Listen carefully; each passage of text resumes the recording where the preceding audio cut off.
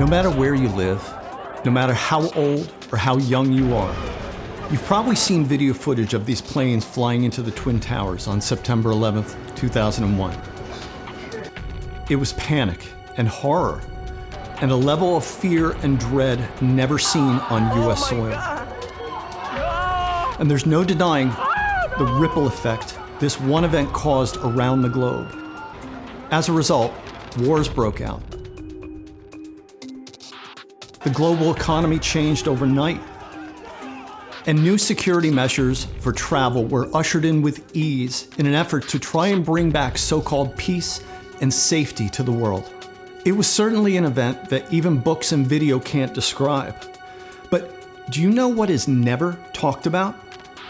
What the world looked like on that day at 8:45, 1 minute before the first plane hit the building. You see, this day was so typical.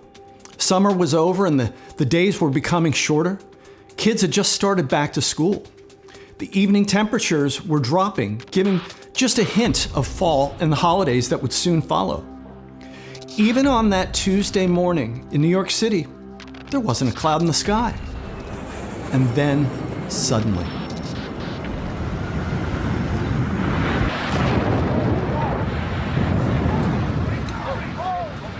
we live in challenging times where it's become difficult to decipher truth from a lie. And perhaps this last election season was proof positive of the uncertainty that surrounds us. It seems like we can't trust mainstream media anymore. And so many of us have resorted to independent news, sifting through people we like, people who entertain us, maybe even people who tell us what we want to hear versus what truly is happening. It's an absolute media minefield filled with deception and pitfalls. So what if I told you all this was supposed to happen, even predicted and told to us a very, very long time ago? You probably wouldn't believe me. And once I tell you the source, your first inclination will be to click off.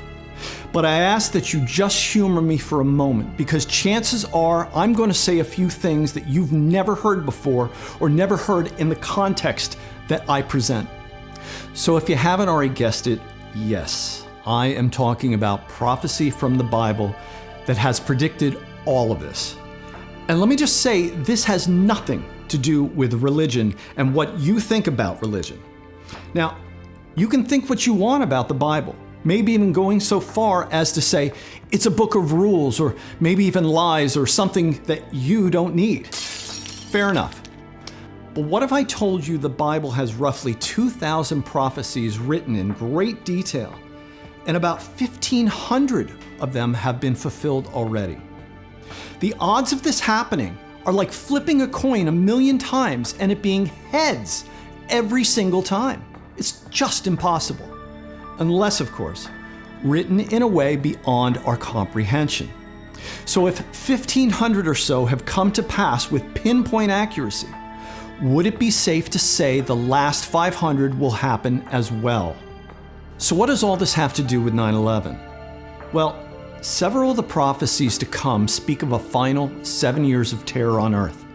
Jesus himself said it plainly, for there will be great distress unequaled from the beginning of the world until now, and never to be equaled again.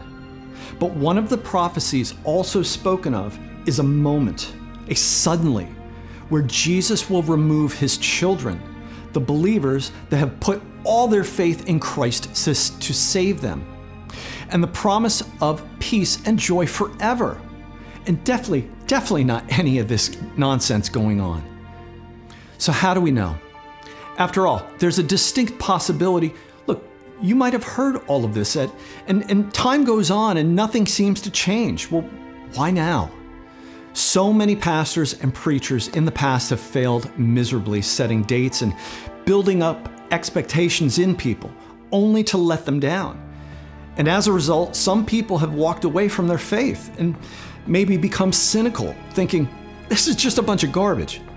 But what I'm going to tell you are some of the distinct signs and prophecies, hoping that you will come to your own conclusion.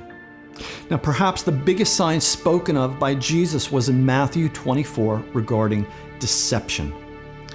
This word was repeated 5 times, giving warning that the world would be rife with deception. And while deception has been around for centuries, never has it been so global, accelerated, and widespread. Freedom of speech is going the way of the dodo, as mainstream media adheres to a well-crafted script that faces censorship when deviated from. But perhaps the best example of deception is the advent of AI. Just look at how many deepfakes and bots are seemingly scrounging our electronics to gather information on us and to influence us. And it's no accident that governments are wanting us even more tied to phones and other so-called smart things. Another sign of this end time can be found in 1 Timothy, where people will be lovers of self, lovers of money, boastful, arrogant, unthankful, unholy, and perhaps most obvious, lovers of pleasure rather than lovers of God, holding a form of godliness but having denied its power. You see, this even happens in the church today. People say things like, "I'm a Christian," and yet they see no issue with going partying with their friends, getting drunk, or maybe even sleeping around with their partner. Another aspect of society comes from Romans 1 that says, people knew of God, but they wouldn't worship him as God, or even gave him thanks. And they began to think up foolish ideas of what God was like. As a result, their minds became dark and confused. And as they claimed to be wise, they instead became utter fools. So God abandoned them to do whatever shameful things their hearts desired. As a result, they did vile and degrading things with each other's bodies. They traded the truth about God for a lie. So they worshiped and served the things God created instead of the Creator himself. Do we not see this today? People say things like, "God wants me to be happy," or "God is love," in this attempt to cover a plethora of sins. And perhaps the biggest offender of this are the ideas about climate. And while I do agree mankind hasn't always been a good steward of this planet, if God created all this, why wouldn't he have control over all of it? And so I'm about to say something that is going to burst your bubble and actually falls into the realm of deception. In 1991, it was a group of globalist elites calling themselves the Club of Rome, and they released a manifesto called The First Global Revolution. They say, quote, "In searching for a new enemy to unite us, we came up with the idea that pollution, the threat of global warming, water shortages, famine, and the like would fit the bill.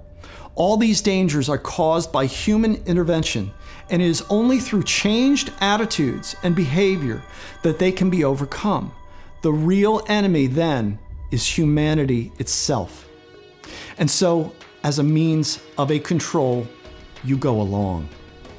I could go on and on citing many passages describing what the world would look like in the last days, from people scoffing and not believing Jesus is coming back, to increased turmoil and hatred for Israel. And now with the recent election over, there's a pervasive belief that I keep hearing. With Trump elected, now we'll see 4 years of peace. And in some Christian circles, I even hear things like, "This was a divine mandate," or "God pushed pause on America's judgment." And even some going so far as to say, Trump's election is a key step in God's plan to usher in a new era of Christian dominion around the world. Wow. Maybe it's faith. I see that as faith much greater than mine, or probably more like blatant hubris. But I'll never assume to know God's plan and how it works. But if we do get to the end of January and Trump is sworn in, I actually believe there will be swift, sweeping changes that is for the greater good of the United States. But this may only be on the surface. There's actually one really concerning thing about Bible prophecy. The United States isn't in it. Now look, that could mean a whole array of things. But I go back to what Jesus said in Matthew 24. When the Son of Man returns, it will be like it was in the days of Noah. In those days, before the flood, the people were enjoying banquets and parties and weddings right up to the time that Noah entered his boat. People didn't realize what was going to happen until the flood came and swept them away.